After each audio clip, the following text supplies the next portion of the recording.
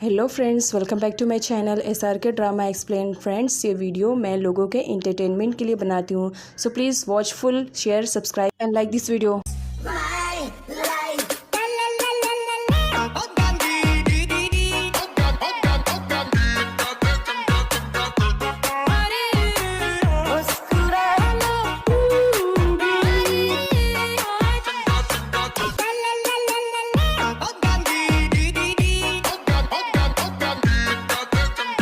ड्रामे की स्टार्टिंग एक अनाथालय से होती है और यहाँ पर एक गर्ल को दिखाया जाता है जो कि क्लीनिंग कर रही होती है और एक्चुअल में यही हमारी ड्रामे की मेन लीड है और इसका नाम फैली है। फैली अपनी डेली रूटीन की तरह उठ करके मॉर्निंग में और क्लीनिंग का काम कर रही होती है। तब उसे मैसेज आता है जिसे पढ़ने के बाद वो काफ़ी खुश हो जाती है बिकॉज आज फैली का बर्थडे रहता है। उसके सारे फ्रेंड्स उसे विश करते हैं। फैली बहुत ही ज़्यादा हैप्पी फील करने लगती है। तब फैली को रियलाइज़ होता है उसे तो अभी और काम करने बाकी है।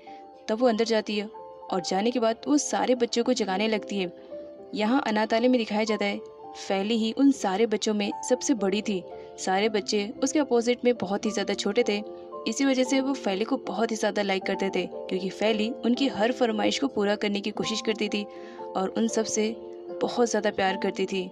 यहाँ पर किसी के पेरेंट्स ना होने की वजह से सब एक दूसरे को अपनी फैमिली मानते थे। सारे बच्चों का फैली से कहना था, प्लीज़ हमें थोड़ा सा और सोने दीजिए ना, आज संडे है।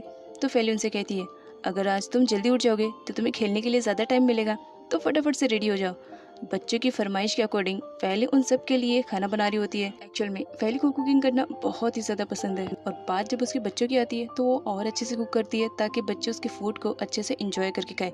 वो फटाफट से फूड को रेडी करती है और सर्व करके सारे बच्चों के सामने प्रेजेंट करती है। बच्चे देख करके बहुत ही ज़्यादा खुश हो जाते हैं कि उनकी फैली दी ने उनके लिए खाना बनाया है। वो फटाफट से खाना स्टार्ट करते हैं। नेक्स्ट सीन में दिखाया जाता है फैली अपने काम करती है। तब उसे याद आता है कि उसे अपने पार्ट टाइम जॉब के लिए भी तो जाना है और उसके लिए लेट हो रही है। तो फिर क्या, फैली भागना स्टार्ट करती है ताकि वो टाइम पर पहुंच सके। तब उसकी मीटिंग होती है मिस एडा से। मिस एडा इस अनाथालय की हेड है और वो सारे वर्क को अच्छे से हैंडल करती हैं और वो फैली को बहुत ही ज़्यादा लाइक भी करती है। फैली भागना स्टार्ट करती है। फैली की किस्मत, उसे टैक्सी नहीं मिलती है और उसे फटाफट वहाँ से भागना पड़ता है। वो रास्ते में दौड़ के जाती है। जब वो आती है अपने पार्ट टाइम जॉब के लिए जो कि वो एक रेस्टोरेंट में काम करती है, तब ओनर उस पर भड़की हुई रहती है क्योंकि फैली काम पर लेट आई हुई थी। यहाँ पर एक पर्सन को दिखाया जाता है जिसका नाम मिस्टर जॉन है और मिस्टर जॉन इस रेस्टोरेंट में पिछले 6 मंथ से आते हैं, लेकिन वो किसी से भी अपना ऑर्डर नहीं लेते हैं। वो ऑर्डर लेते हैं तो सिर्फ और सिर्फ फैली से। वो वेट कर रहे होते हैं फैली का आने का। फैली जब आती है तो उनसे पूछती है कि बताइए आपका ऑर्डर क्या है। मिस्टर जॉन फैली को अपना ऑर्डर बताते हैं। फैली ऑर्डर लेने के लिए जाती है। उससे पहले मिस्टर जॉन उससे पूछते हैं, फैली एक बात पूछनी थी। तो फैली कहती है, पूछिए सर क्या बात है। तो जॉन यहाँ पर पूछना स्टार्ट करते हैं, क्या मैं अच्छा दिख रहा हूँ। तब फैली के फेस पे एक स्माइल से आती है और कहती है, ऑफ कोर्स सर, आप बहुत ही अच्छे दिख रहे हो। लेकिन वो यहाँ पर उनके हेयर के लिए उन्हें सजेस्ट करती है कि अगर आपके हेयर थोड़े से प्रॉपरली कर दिए जाए तो आप और भी ज़्यादा हैंडसम लगोगे। जिस पर मिस्टर जॉन को फैली का आइडिया पसंद आता है। तब यहाँ पर फैली उनसे पूछने स्टार्ट करती है कि आखिर बात क्या है, आप हमेशा मुझसे ही ऑर्डर क्यों लेते हैं, यहाँ पर और भी तो सारे वर्कर्स हैं, आप उनसे क्यों नहीं लेते हैं। यहाँ पर मिस्टर जॉन को दिखाया जाता है वो एकदम रिचेस्ट पर्सन में से एक रहते हैं। उन्हें दौलत की कमी नहीं रहती है। उनके 4 बच्चे रहते हैं बट वो सब अपने लाइफ में बहुत ही ज़्यादा बिजी थे। वो अपने फादर को टाइम नहीं दे पाते थे। और यहाँ पर जॉन को दिखाया जाता है उन्हें फैली में अपनी बेटी नज़र आती है। इसी वजह से वो फैली को इतना लाइक करते थे। फैली को एक बैड न्यूज़ मिलती है वो कि उसका स्कॉलरशिप रिजेक्ट हो गया है। फैली अपनी स्टडी को कंटिन्यू करने के लिए स्कॉलरशिप फॉर्म भरती थी और यहाँ पर उसे बैड न्यूज़ मिलती है कि उसका फॉर्म रिजेक्ट हो गया है। फैली को बुरा लगता है। तब वो नोटिस करती है कि वहाँ पर अनाथालय के सारे बच्चे तो पहुँचे हुए हैं। फैली उनसे कहती है, तुम सारे यहाँ पर क्यों आए हो। तो बच्चे आंसर रिप्लाई करते हैं, हम यहाँ पर आपका बर्थडे सेलिब्रेट करने के लिए आए हैं क्योंकि आपको अच्छे से मालूम है ना कि अनाथालय में हमें बर्थडे सेलिब्रेशन का मौका नहीं दिया जाता है। बस इसी वजह से हम ये आपको यहीं पर सेलिब्रेट करना चाहते हैं। पहले अभी बच्चों को समझा ही रही होती है कि उसके ओनर बहुत ही ज़्यादा खड़ूस है, वो लोग यहाँ से चले जाएँ। तब उसकी खड़ूस बॉस वहाँ पर पहुँच जाती है जो बहुत ही ज़्यादा गुस्सा कर रही होती है कि ये सारे अनाथालय के बच्चे मेरे रेस्टोरेंट में क्या कर रहे हैं, क्या मैंने धर्मशाला खोल कर रखा है जो सारे बच्चे यहाँ पर आएंगे, इन्हें बाहर करो। फैली को बहुत बुरा लगता है बिकॉज वो उनसे बहुत ज़्यादा प्यार करती थी और मिस्टर जॉन भी ये सब देख रहे होते हैं। मिस्टर जॉन फैली के पास आते हैं और उससे कहते हैं, आज तुम्हारा बर्थडे है, तुमने मुझे बताया नहीं। उसे बर्थडे विश करते हैं। मिस्टर जॉन काफ़ी रिचेस्ट फैमिली से बिलोंग करते थे इसी वजह से यहाँ पर बॉस का भी मुंह बंद रहता है। मिस्टर जॉन जब फैली के सपोर्ट में खड़े रहते हैं तो यहाँ पर ऑनर को दिखाया जाता है। वो तो एकदम पलटू सी हो जाती है और फैली के साथ ऐसा प्रोटेंड करने लगती है मानो कुछ टाइम पहले वो उसके साथ मजाक कर रही थी। फैली कहती है खड़ूस कहीं की।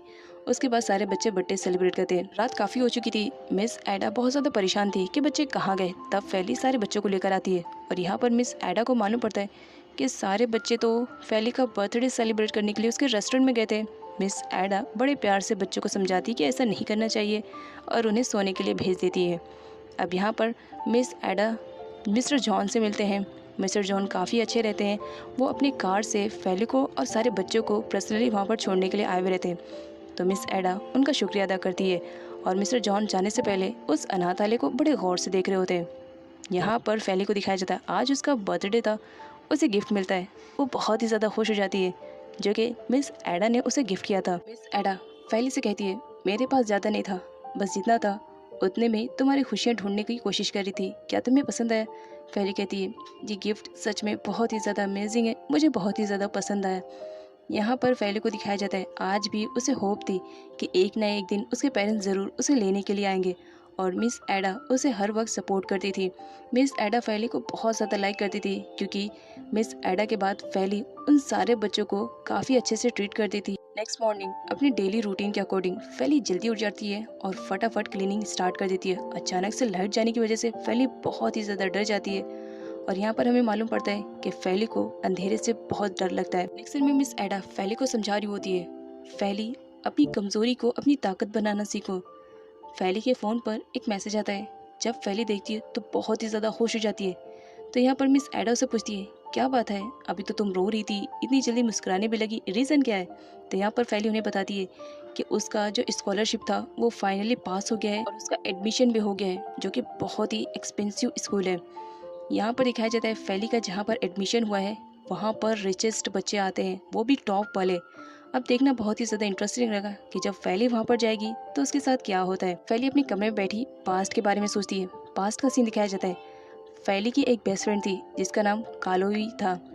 कालोई उसके साथ रहा करती थी लेकिन उसे किसी ने अडॉप्ट कर लिया था जिसकी वजह से वो वहाँ से चली गई थी। लेकिन यहाँ पर फैली को मालूम पड़ता है कि वो जिस स्कूल में जा रही है उसकी फ्रेंड भी वहीं पर मिलेगी। वो बहुत ही ज़्यादा खुश थी और एक्साइटेड भी थी और नेक्स्ट मॉर्निंग वो अपना यूनिफॉर्म पहन करके निकल पड़ती है अपने स्कूल की तरफ। फैली तो पैदल चल रही थी लेकिन जो वहाँ पर अदर स्टूडेंट्स आ रहे थे वो कार में आ रहे होते हैं बिकॉज वो बहुत ही ज़्यादा रिच थे। अब यहाँ पर एंट्री होती है इस ड्रामे के 4 मेन हीरोज़ की जो कि बहुत ही ज़्यादा रिच थे, बिगड़ैल भी थे। राघव को दिखाया जाता है। राघव अपने कार को पार्क करता है, वो पार्किंग एरिया नहीं रहता है तो वहाँ का जो हेड बॉय रहता है वो उसे मना करता है और कहता है राघव तुम यहाँ पर अपनी कार को पार्क नहीं कर सकते हो बिकॉज ये पार्किंग एरिया नहीं है। राघव को बहुत ही ज़्यादा गुस्सा लगता है, बिगड़ैल तो था ही। तब वो हेड बॉय को कहता है सामने देखो क्या लगा हुआ है कि ये 4 प्रिंस का है, मतलब यहाँ पर हम अपनी कार को पार्क कर सकते हैं। तो हेड बॉय कहता है मैंने मना किया ना, यहाँ पर पार्किंग एरिया नहीं है, जाओ अपने कार को दूसरी जगह पार्क करो, यहाँ पर कोई भी कार पार्क करता नहीं है। जिस पर राघव को गुस्सा आता है ओ तो तू अब मुझे समझाएगा कि मुझे कार कहाँ पार्क करनी है। ओके बच्चा, फिर मैं कार को दूसरी जगह पार्क करता हूँ और गुस्से में जा करके वापस से कार में बैठ जाता है। यहाँ पर हेड बॉय को लग रहा था कि राघव उससे डर गया है बट उसे क्या आइडिया था कि राघव डबल स्पीड से उसकी तरफ कार को लेकर आता है जिसकी वजह से हेड बॉय गिर जाता है। अब राघव बाहर निकलता है और उसे कहता है मुझसे दोबारा ज़बान लड़ने की कोशिश भी मत करना, इससे भी बुरा हाल कर सकता हूँ। फैली को बहुत ही ज़्यादा बुरा लगता है क्योंकि वो सब देख रही होती है। फैली उसे कहती है ज़रा तमीज़ से बात करना सीखो, एक तो गलती तुम्हारी, ऊपर से तुम चिल्ला भी रहे हो। ऑलरेडी तुम्हें इन्फॉर्म किया गया ना कि ये पार्किंग एरिया नहीं है लेकिन फिर भी अपनी कार को यहीं पे पार्क कर रहे हो। और फैली गुस्से में राघव से उसकी कार की ले लेती है और राघव अपनी कार की छीनने लगता है फैली से। यहाँ पर इन दोनों की फर्स्ट मीटिंग फाइट से होती है। फैली की को फेंक देती है और हेड बॉय को लेकर के वहाँ से चली जाती है जिस पर राघव बोलता है तुझे तो मैं छोड़ूंगा नहीं, देख लेना। सारे बॉयज़ कहने लगते हैं सच में राघव के साथ कोई पहली लड़की मिली है जो उसकी टक्कर की है। राघव उन्हें स्टॉप करवाता है। राघव क्लास में जाता उससे पहले उसे वहाँ पर फैली का लॉकेट मिल जाता है। यहाँ पर हेड बॉय को दिखाया जाता है, उसका नाम हीमा है। हीमा जब फैली को देखता है तो पूरा उस पर लट्टू हो जाता है, कितनी ब्यूटीफुल और सुंदर है। वो उसे क्लासरूम तक छोड़ता है। फैली का बैड लक, वो उसी क्लास में जाती है जिस क्लास में राघव था। राघव यहाँ पर एक खतरनाक वाला साइन देता है कि तुम्हें तो मैं छोड़ूंगा नहीं। फैली डर जाती है लेकिन फिर भी हिम्मत बनाती है। फैली देख कर के खुश थी। उसकी फ्रेंड फाइनली उसे वहाँ पर मिल जाती है, लेकिन कालोई अपने फेस को कवर कर लेती है। जब फैली उसके पास बैठने के लिए आती है तो वो अपना बैग दूसरे सीट पर रख देती है ताकि फैली वहाँ पर ना बैठने पाए। फैली को बहुत बुरा लगता है कि आखिर उसकी बेस्ट फ्रेंड उसके साथ ऐसा क्यों ट्रीट कर रही है। तब यहाँ पर फैली दूसरी जगह बैठती है और उसे दो नए फ्रेंड मिलते हैं। एक का नाम रहता है सानिया और दूसरा का अलाइना। अलाइना फैली से कहती है, मैं तो तुम्हारी फ़ैन हो गई जब मैंने तुम्हें देखा कि तुम किस तरह रागा से फाइट कर रही थी। बहुत अच्छा लगा, लेकिन सजेशन है उन लोग से दूर रहो। फैली कुछ पूछती उससे पहले रागा उसे पुश कर देता है और उसे कहता है, तुम्हें तो मैं देख लूँगा, तुमने मेरे साथ अच्छा नहीं किया। और दूसरा बंदा भी सेम वैसे ही करता है, जिस पर फैली को बहुत ही ज़्यादा बुरा लगता है। अब यहाँ पर दिखाया जाता है सानिया फैली को बताती है कि उसने मॉर्निंग में जिन लड़कों के साथ फाइटिंग की वो बहुत ही ज़्यादा रिचेस्ट पर्सन है और ख़तरनाक भी। अगर वो किसी के पीछे पड़ जाए तो उसे बर्बाद करके रख देते हैं। यहाँ पर सानिया सारे लोगों के बारे में इंफॉर्मेशन प्रोवाइड करती है। इसके अलावा सानिया ये भी बताती है कि मॉर्निंग में उसने जिन चारों से फाइट की उन चारों को यहाँ पर प्रिंस कहा जाता है और वो चारों ब्रदर है। फर्स्ट है रागा, सेकेंड है जॉर्डन और थर्ड एंड फोर्थ वो दोनों ट्विंस है, हैंगा और नावीरो। तो पहले सानिया से कहती है, मुझे किसी से डर नहीं लगता है, जिसने गलत किया मतलब गलत किया।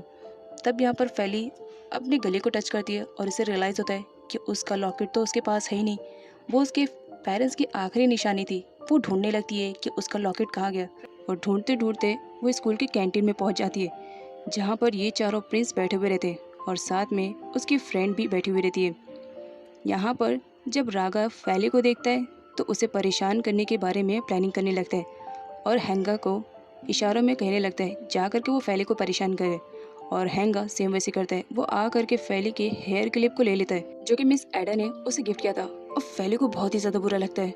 वो हैंगा से कहती है, मेरी हेयर क्लिप मुझे रिटर्न करो, लेकिन हैंगा रागा को पास कर देता है और रागा यहाँ पर दूसरे बॉयज़ को पास कर देता है। मतलब इस तरह से उसके हेयर क्लिप को एक दूसरे के साथ पास कर रहे होते हैं। और यहाँ पर हैंगा तो बहुत ज़्यादा हंस रहा होता है कि फैली इतनी ज़्यादा परेशान हो रही है। आखिर पास करते करते फाइनली वो क्लिप आती है फैली के फ्रेंड के पास, कालोई के पास, बट वो हेयर क्लिप को तोड़ देती है, जिसकी वजह से फैली को बहुत ही ज़्यादा बुरा लगता है कि आखिर उसकी बेस्ट फ्रेंड ऐसे कैसे कर सकती है। जॉर्डन को बुरा लगता है फैली के साथ किया हुआ बर्ताव, बिकॉज वो दिल का काफ़ी अच्छा था। नेक्स्ट सीन में कालोई को दिखाया जाता है जब वो स्कूल के बाहर जाती है तो फैली उसके पीछे जा करके उसे सडनली हक कर लेती है, बिकॉज काफ़ी टाइम के बाद वो अपने बेस्ट फ्रेंड से मिली थी। बट यहाँ पर कालोई का उसे अलग ही रूप देखने को मिलता है। वो उससे कहती है, मैं बिल्कुल भी नहीं चाहती हूँ कि तुम्हारे और मेरे बीच में जो कुछ भी पास में हुआ वो स्कूल वालों को मालूम पड़े। तुम्हारे और मेरे बीच में बहुत डिफरेंस है, तो मैं बिल्कुल भी नहीं चाहूँगी कि स्कूल वालों को हमारे पास के बारे में पता चले। तो इसी वजह से मुझसे दूर रहने की कोशिश करना। फैली को बुरा लगता है कि उसकी बेस्टी उसके सामने इस तरह से प्रेजेंट कर रही है अपने आप को। कालोई को जिन लोगों ने अडॉप्ट किया था वो बहुत ही ज़्यादा रिच थे और इसी वजह से अब कालोई का भी बिहेवियर चेंज हो रहा था। नाइट में वापस आने के बाद मिस एडा फैली से पूछती है, तुम्हारा आज का दिन कैसे गया? आई होप अच्छा गया होगा। तब फैली अब से डोकर के बताने स्टार्ट करती है कि आज स्कूल का दिन उसका बहुत ही ज़्यादा बुरा गया। स्टार्टिंग में उसे एक बैड बॉय से फाइटिंग करनी पड़ी। उसके बाद उसकी बेस्ट फ्रेंड ने भी उसे पहचानने से मना कर दिया और उसका कहना है कि तुम्हारे और मेरे बीच में बहुत ही ज़्यादा डिफरेंस है। तब मिस एडा फैली को रोकते हुए कहती है, हो सकता है तुम्हारी बेस्ट फ्रेंड किसी स्ट्रेस में हो, शायद इसी वजह से उसने तुमसे ऐसे बात की। तब यहाँ पर फैली पूछना स्टार्ट करती है, ये सारी तैयारियाँ आखिर किसके लिए हो रही है? क्या बच्चों के लिए है? मैं उन्हें बुला करके लेकर आऊँ? क्या आपने डिनर इतना अच्छा बनाया है? तब मिस एडा उसे मना करते हुए कहती है, नहीं फैली, ये डिनर किसी और के लिए प्लान किया है। तभी वहाँ पर एक लेडी आती है और वो बताती है कि गेस्ट आ गए हैं। तब मिस एडा फैली को लेकर के डोर तक जाती है। फैली कहती है, क्या गेस्ट बहुत ही ज़्यादा इंपॉर्टेंट है जो आपने इतनी सारी तैयारी की? तब मिस एडा उसे मिलवाती हैं, जो कि एक्चुअल में मिस्टर जॉन रहते हैं। यहाँ पर फैली को मालूम पड़ता है कि मिस्टर जॉन उसे मिलने के लिए आए हुए हैं और वो अपने 4 बेटों से उसे मिलवाना चाहते हैं। यहाँ पर उसे मालूम पड़ता है कि मिस्टर जॉन उसे अडॉप्ट करने के लिए यहाँ पर आए हुए हैं। फैली तो शॉक्ड में रहती है, लेकिन यहाँ पर मिस्टर जॉन कहते हैं, पहले तुम मेरे 4 बेटों से मिल लो। फर्स्ट एंट्री होती है हैंगा की, सेकेंड जॉर्डन की, थर्ड होती है नावीरो की और फोर्थ में रागा की, जो देख करके टोटली शॉक्ड, मेरे डैड मुझे इस लड़की से मिलवाने के लिए लेकर आए हैं। तब यहाँ पर डैड उसे बताना स्टार्ट करते हैं कि ये मेरे 4 बेटे हैं।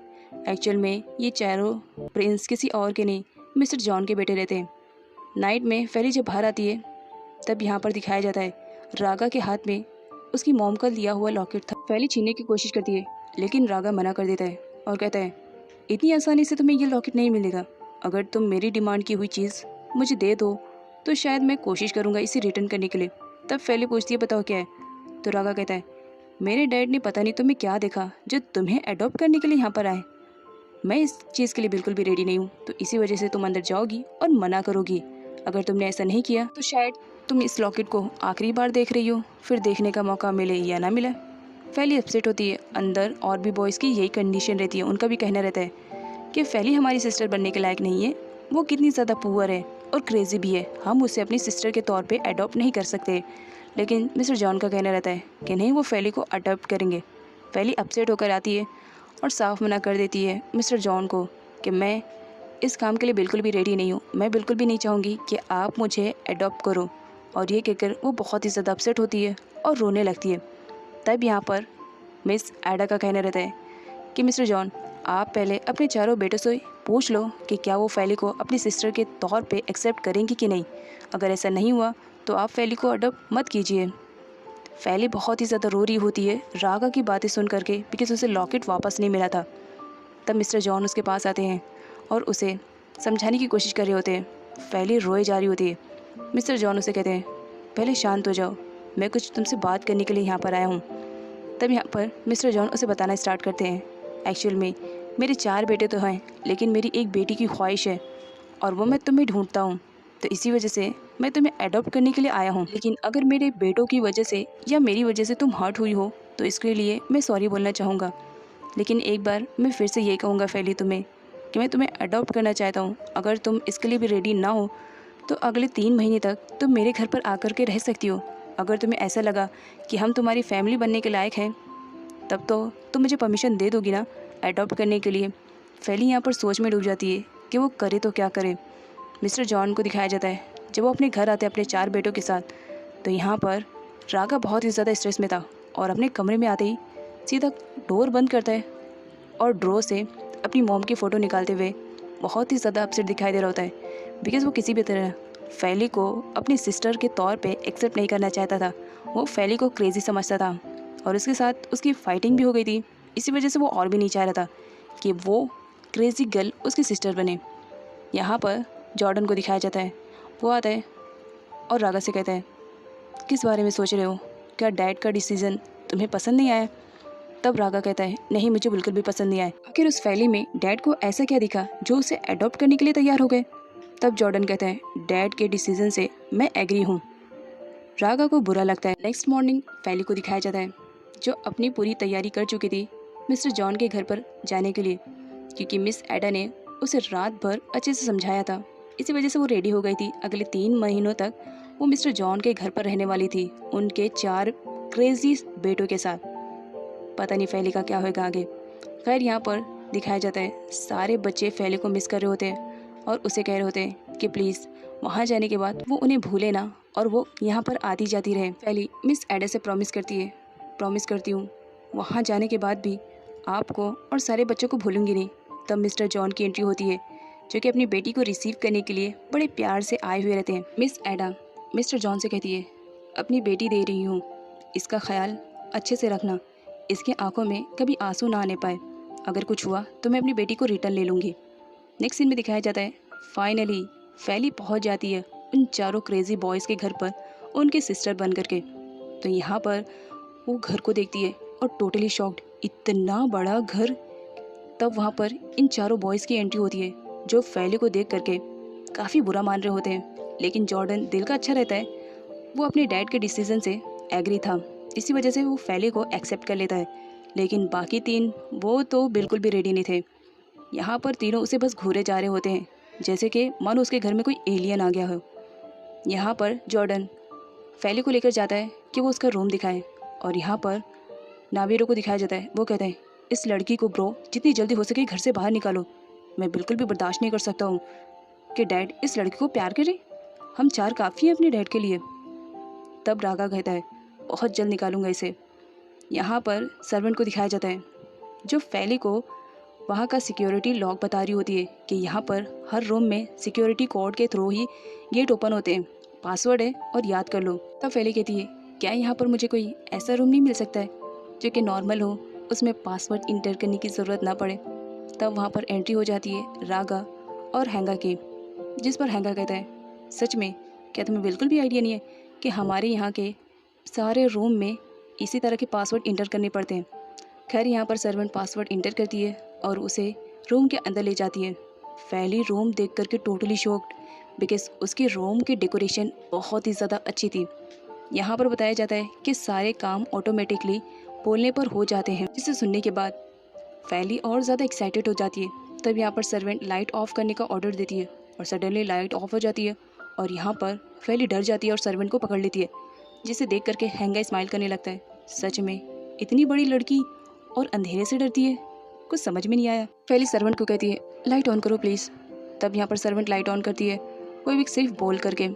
फैली को यहाँ पर बताया जाता है कि उसके रूम को पूरा ऑटोमेटिकली सारी चीज़ों से अरेंज किया गया है, सिर्फ उसे बोलना है, बाकी सारा काम हो जाएगा। इवन उसे कर्टन्स हटाने की भी ज़रूरत नहीं है, वो सिर्फ बोले और हट जाएगा। वो बोलने के लिए बहुत ही ज़्यादा क्लोज हो जाती है मशीन के। तब जॉर्डन हंसने लगता है फैली को इस तरह से देख करके। वो फैली से कहते हैं तुम्हें मशीन के इतने ज़्यादा क्लोज जा करके बोलने की ज़रूरत नहीं है, तुम रूम के किसी भी पार्ट में रहो, तुम्हें सिर्फ बोल देना है, बाकी तुम्हारा काम हो जाएगा। फॉर एग्जाम्पल यहाँ पर देखो मैं किस तरह से बोलता हूँ। और वो ऑर्डर देता है कर्टन्स को ओपन होने का, जो कि हो जाता है। फैली बहुत ही ज़्यादा खुश हो जाती है अपने रूम के सारे डेकोरेशन के देख करके। लेकिन यहाँ पर हैंगा और नावीरो तो उसका मजाक उड़ाए जा रहे होते हैं। तो जॉर्डन उन्हें कहता है तुम लोग चलो, फैली को आराम करने दो। सारे लोग जब चले जाते हैं, फैली बहुत ही ज़्यादा एक्साइटेड थी। वो फ्रेश होकर के आती है, तब उसे मालूम पड़ता है कि रागा उसका वेट कर रहा है। तो वो नीचे आती है तो रागा उसे कहता है अब तुमने मेरे घर में एंट्री कर ही लिया है, तो चलो तुम्हारे लिए कुछ सामान भी मुझे खरीद कर लेकर आना है, ऐसे डैड ने कहा है। लेकिन यहाँ पर फैली को कुछ भी आइडिया नहीं था कि रागा उसके साथ क्या करने वाला है। रागा फैली को कहता है कार में बैठो जल्दी। तो फैली कहती है कार में? लेकिन क्यों, मुझे कहाँ लेकर जा रहे हो? आखिर बताओगे तब तो चलूँगी। तो रागा कहता है अब तुम हमारे घर में आ गई हो तो तुम्हारे लिए कुछ शॉपिंग करनी है, डैड ने कहा है, चलो। उसके बाद फैली अंदर बैठ जाती है तो रागा उसे कहता है ठीक है, लेकिन मुझे पार्किंग एरिया के लिए थोड़ा सा टाइम चाहिए, तुम जा करके खड़ी हो जाओ, मैं कार को पार्क कर दूँ ताकि उसके बाद हम दोनों मिल करके तुम्हारे लिए शॉपिंग कर सकें। फैली को थोड़ा सा अजीब लगता है, बट फिर भी वो निकल जाती है कार से और रागा अपनी कार लेकर के पार्किंग एरिया का बहाना बना करके सीधा पहुंचता है घर पर और काफ़ी खुश था कि फाइनली उस क्रेजी गर्ल फैली से छुटकारा तो मिला और वो शायद हमारे घर पर नहीं आएगी। वो यहाँ पर म्यूज़िक ऑन करता है और मस्त में म्यूज़िक सुनता रहता है कि चलो, फैली नाम की मुसीबत तो उसके घर से गई। उसने फैली को दूसरी जगह पर छोड़ दिया है ताकि वो अब उसके घर पर रिटर्न ना आने पाए। लेकिन मौसम ख़राब होने लगता है। तब यहाँ पर हैंगा को अब फैली की फ़िक्र होने लगती है कि पता नहीं वो किस सिचुएशन में होगी और बारिश भी स्टार्ट हो जाती है। तो वो डिसाइड करता है वो फैली को ढूंढने के लिए जाएगा। इधर फैली रागा का वेट करी होती है कि वो पार्किंग एरिया में कार को पार्क करके ज़रूर आएगा और वेट करते करते इतना ज़्यादा हो जाता है कि बारिश होने लगती है और यहाँ पर वो पूरी तरह से भीग जाती है। तब रागा आता है अम्ब्रेला लेकर के और यहाँ पर फैली को मालूम पड़ता है कि रागा तो उसे छुटकारा पाना चाह रहा था, उसने जानबूझ के उसे यहाँ पर छोड़ दिया था। तब यहाँ पर फैली का रिएक्शन बहुत ही ज़्यादा बुरा लगता है। वो रागा को चिल्लाते हुए कहती है सच में तुम इतनी ज़्यादा क्रेजी हो, मुझे बिल्कुल भी आइडिया नहीं था। मतलब बदला लेने के लिए तुमने मुझे इस हद तक का भी यूज़ कर लिया। तुमने मुझसे झूठ कहा कि तुम मेरे लिए शॉपिंग करने के लिए आ रहे हो, लेकिन एक्चुअल में तुम तो यहाँ पर मुझसे छुटकारा पाने के लिए आए थे ना। तुमने मुझे जानबूझकर छोड़ा। सच में मैं क्रेजी हूँ जो तुम जैसे लड़कों को समझ नहीं पा रही हूँ। और गुस्से में वो रागा को कहती है आइंदा मैं तुम्हारी बातों को बिल्कुल भी ट्रस्ट नहीं करूँगी और गुस्से में चली जाती है। नेक्स्ट मॉर्निंग चारों प्रिंस स्कूल जाने के लिए रेडी रहते हैं और उनकी एडॉप्टेड सिस्टर भी जाने के लिए रेडी रहती है। पर यहाँ पर जाने से पहले वो मिस्टर जॉन के हाथों को रिस्पेक्टफुली किस करते हुए कहती है अब मुझे ब्लेसिंग दो कि मैं स्कूल में अच्छे नंबर लेकर आऊँ। मिस्टर जॉन को बहुत ही ज़्यादा अच्छा लगता है क्योंकि उनके चारों निकम्मों बेटों ने तो ऐसा कभी कुछ नहीं किया था। यहाँ पर मिस्टर जॉन का कहना रहता है अब फैली तुम लोगों के साथ रहने लगी है तो तुम लोग इसे कार में लेकर जाओगे। लेकिन जॉर्डन कह देता है कि नहीं, मैं मेरी कार में अकेले जाऊँगा और ये कहकर वो तो चले जाता है। बट राघव क्या कहे, तो इसी वजह से ना चाहते हुए भी फैली को उसे अपने साथ स्कूल ले जाने के लिए रेडी होना पड़ता है। अब नेक्स्ट सीन में दिखाया जाता है फैली कार में बैठी हुई रहती है। आधे रास्ते में राघव फैली से कहता है चलो फटाफट मेरी कार से उतरो, तुम मेरी कार में बैठने के लायक नहीं हो। मजबूरी है मेरी जो तुम्हें बैठा के लेकर आना पड़ा, अदरवाइज घर पर ही तुम्हें छोड़ देता। ना चाहते हुए भी फैली को बीच रास्ते में उतरना पड़ता और रागा खुश था कि फाइनली मैंने उसे सबक सिखाया। फैली फ़ोन में टाइमिंग देखती है तो उसके स्कूल का टाइमिंग बहुत ही ज़्यादा कम बचा था। वो दौड़ करके अपने स्कूल पहुंचती है, लेकिन लेट हो चुका था। गार्ड गेट को बंद कर चुका था और फैली को एंट्री नहीं दे रहा था। तब फैली थोड़ा सा मौके की तलाश में थी और मौका मिलते ही वो फटाफट जंप करती है गेट के ऊपर से और जैसा तैसा गार्ड को चकमा दे करके फाइनली इंटर कर ही लेती है स्कूल में। अब वो दौड़ करके फटाफट क्लास में जाती है। हैंगा, नावीरो और रागा तीनों स्कूल में पहुंच चुके थे। उनके सामने से जब एक ब्यूटीफुल लड़की गुजरती है तो नावीरो और हैंगा तो बस उसे ही देख रहे होते हैं। पहले दौड़कर क्लासरूम में जाने की कोशिश करी होती है, तब वो हैंगा से टकरा जाती है। हैंगा उसे वार्न करता है, नेक्स्ट टाइम मुझसे टकराने की कोशिश मत करना, देख के चलना। सानिया फैली को बताती है कि आज रागा का कार रेस होने वाला है और वो उसे देखने के लिए चलना पड़ेगा क्योंकि अलाइना उसके साथ नहीं आ रही है। तो ना चाहते भी मजबूरी में फैली को अपनी फ्रेंड सानिया के साथ जाने के लिए रेडी होना पड़ता है क्योंकि वो बिल्कुल भी इंटरेस्टेड नहीं थी रागा का रेस देखने के लिए। यहाँ पर रागा को दिखाया जाता है उसे कार रेसिंग करना बहुत ही ज़्यादा पसंद था और सारी लड़कियाँ तो क्रेजी थी। मतलब हर कोई बस एक ही चाह में रहता है कि रागा उसे एक बार अपने कार में बिठाए। रागा जब फैली को देखता है तो वो यहाँ पर अनाउंसमेंट करता है, आज मैं अपने कार में किसी एक लड़की को परमिशन दूंगा बैठने के लिए। सारी लड़कियाँ बहुत ही ज़्यादा खुश हो जाती हैं कि हो सकता है रागा उनको परमिशन दे, लेकिन यहाँ पर फैली को बिल्कुल भी इंटरेस्ट नहीं था। वो तो बिना मन के ही वहाँ पर आई थी। तब रागा उसके पास आता है और सडनली उसका हाथ पकड़ करके उसे लेके जाने लगता है। तो यहाँ पर फैली कहती है, मुझे कोई भी इंटरेस्ट नहीं है तुम्हारी इस कार में बैठने के लिए। तो रागा कहता है, क्या तुम डर गई हो कि मैं कार को बहुत फास्ट चलाता हूँ, तुमने सुना ही होगा ना। तो फैली कहती है, डर और तुमसे बिल्कुल भी नहीं लगता है। तो रागा कहता है, फिर बैठो और देखो मैं कितनी स्पीड से कार चलाता हूँ। यहाँ पर फैली बैठ तो जाती है लेकिन बहुत ही ज़्यादा डर रही होती है। रागा कार चलाना स्टार्ट करता है और वो बहुत ही फास्ट स्पीड में कार ड्राइव कर रहा होता है, जिसे फैली को काफ़ी डर लग रहा था। रागा से पूछता है, क्या तुम्हें मज़ा आया, क्या तुम्हें डर लगा। तो फैली कहती है, तुम्हारी इतनी कार स्पीड से क्या मुझे डर लगेगा, बिल्कुल भी नहीं। सारी गर्ल्स चेयरअप कर रही होती हैं, लेकिन यहाँ पर कालोई जब देखती है कि रागा ने फैली को अपनी कार में बिठाया तो उसे बहुत ही ज़्यादा बुरा लगता है और वो वहाँ से चली भी जाती है। यहाँ पर रागा को दिखाया जाता है वो दोबारा से कार और स्पीड में चलाता है और फैली से कहता है, क्या अब मज़ा आया, क्योंकि वो फैली को डराना चाह रहा था लेकिन फैली समझ चुकी थी। वो कहती है, तुम्हारी इतनी सी स्पीड से मेरा कुछ भी नहीं होने वाला, मुझे बिल्कुल भी मज़ा नहीं आया। तुम इसे कार रेसिंग कहते हो, मेरे लिए तो ये किसी टॉय कार से कम नहीं है। अब रागा को बुरा लगता है, मेरी कार टॉय की कार से कंपेयर कर रही है। खैर यहाँ पर फैली जब बाहर निकलती है तो रागा उससे पूछता है, बताओ तुम्हें कैसा लगा इस कार रेस में ट्रैवल करके। तो फैली यहाँ पर फन्नी सा आंसर रिप्लाई करती है, जिसे सुनने के बाद सारे लोग भी हंसने लगते हैं। रागा काफ़ी गुस्से में था और वो अपना पूरा फ्रस्ट्रेशन पिलो पर निकाल रहा होता है। तब वहाँ पर नावीरो और हैंगा आते हैं और उससे पूछते हैं, क्या बात है ब्रो, काफ़ी टेंशन में लग रहे हो, क्या फैली की वजह से। अगर उसे सबक सिखाना चाहते हो तो हम तुम्हारी इसमें हेल्प कर सकते हो। अब सबक सिखाना वो भी फैली को, तो ऑफ कोर्स रागा को तो बहुत ही ज़्यादा मज़ा आने वाला था। वो कहता है हाँ। इधर फैली को दिखाया जाता है वो अपना सेलफोन यूज़ कर रही होती है और चार्जिंग के लिए जब वो जाती है तो सडनली यहाँ पर दिखाया जाता है नावीरो लाइट ऑफ कर देता है पूरे घर की, क्योंकि उन लोग अच्छे से जानते थे कि फैली को अंधेरे से डर लगता है। फैली अब काफ़ी डर चुकी थी, वो हेल्प के लिए चिल्लाने लगती है।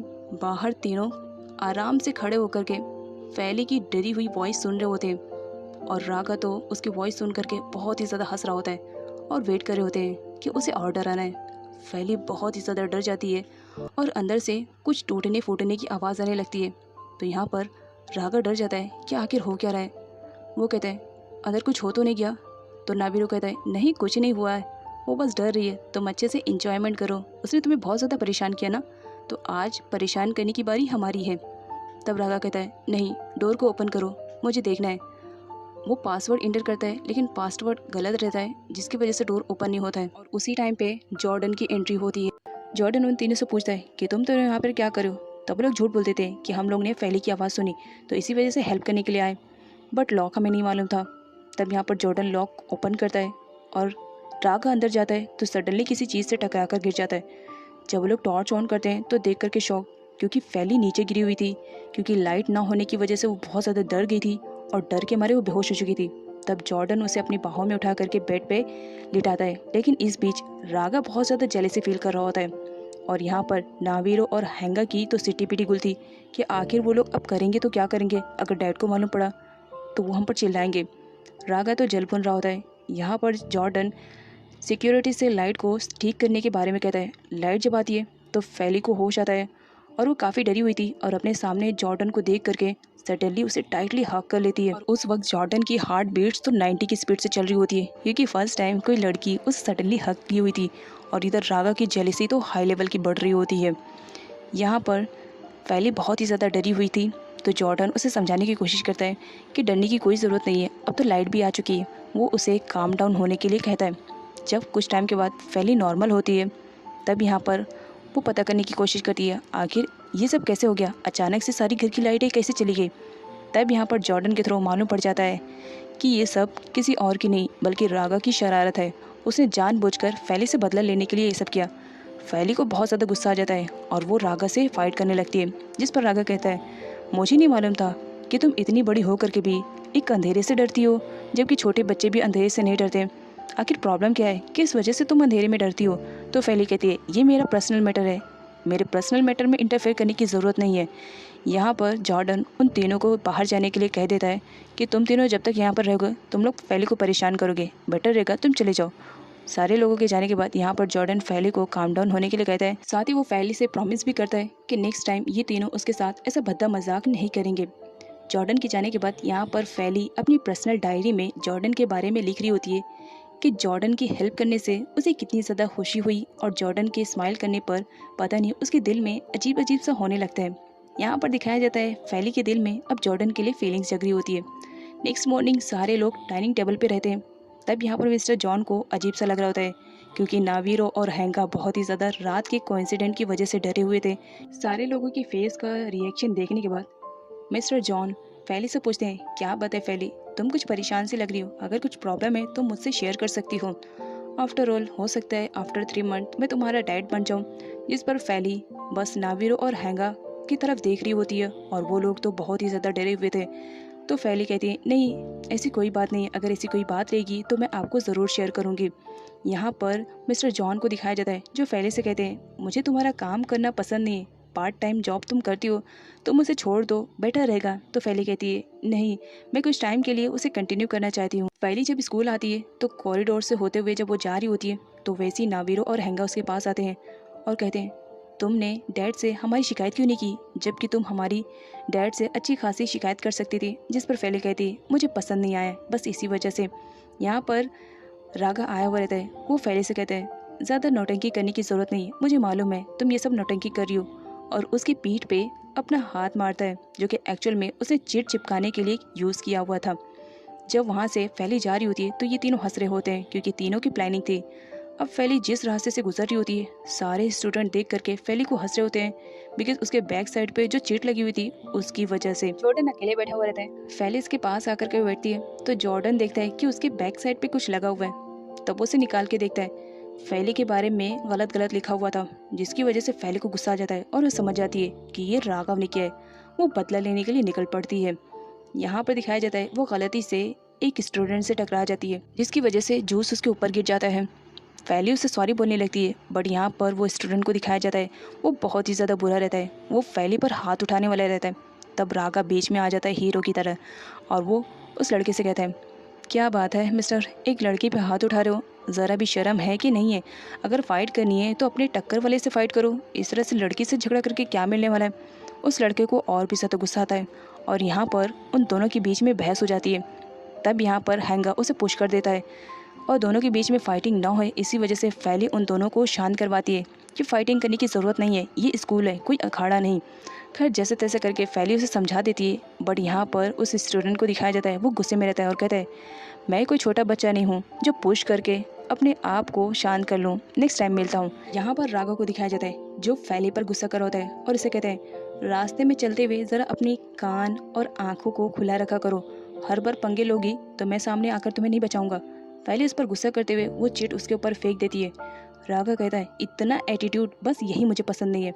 इधर नावीरो और हैंगा को दिखाया जाता है वो दोनों जब बाहर आते हैं तो ग्राउंड में वही लड़का उसके पास आता है और कहता है, मैं किसी का हिसाब किताब बाकी नहीं रखता हूँ। और ये कहते हुए जोश हैंगा और नावीरो के यूनिफॉर्म पे गिरा देता है, जिसकी वजह से हैंगा को बहुत ही ज़्यादा गुस्सा आता है। वो अपने आप को कंट्रोल करने की कोशिश करता है, लेकिन उस बदमाश लड़की की हरकतों की वजह से वो अपना आपा खो बैठता है और यहाँ पर उन दोनों के बीच में फाइटिंग हो जाती है। अब फाइटिंग दो के बीच में होती है तो टीम वाले भी आ जाते हैं और यहाँ पर टीम वाली फाइटिंग स्टार्ट हो जाती है। तब सर आते हैं और उन लोग से कहते हैं, क्या यहाँ पर फाइटिंग चल रही है? तो यहाँ पर हैंगा कहता है, नहीं सर, हम लोग यहाँ पर फाइटिंग नहीं कह रहे हैं। किसने कहा कि हम यहाँ पर फाइटिंग कर रहे हैं?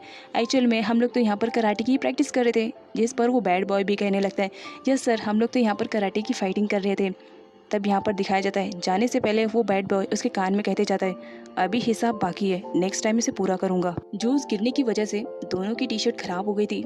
यहाँ पर नावीरो को दिखाया जाता है, वो आता है और एक लड़की से हैंकी मांगता है। तब उसे टिश्यू पेपर ऑफर होता है एक ऐसी लड़की से जिसे वो लाइक करता था।